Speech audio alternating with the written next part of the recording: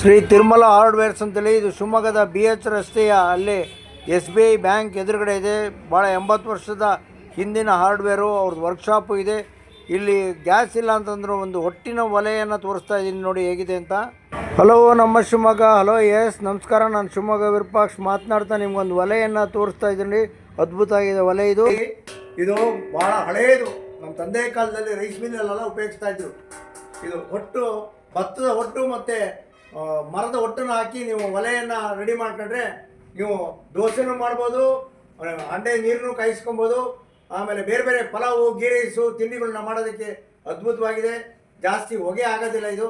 ಇದನ್ನು ಶಿವಮೊಗ್ಗದ BH ರಸ್ತೆಯಲ್ಲಿ ಇರ್ತಕ್ಕಂಥ ತಿರುಮಲ ಹಾರ್ಡ್ವೇರಲ್ಲಿದೆ. ದಯಮಾಡಿ ಇದನ್ನು ಬಂದು ತಗೊಂಡು. ಎಷ್ಟು ಬೀಳುತ್ತೆ ಸರ್ ಇದಕ್ಕೆ? ಅದು 3750. 3750 ಅಷ್ಟೇ.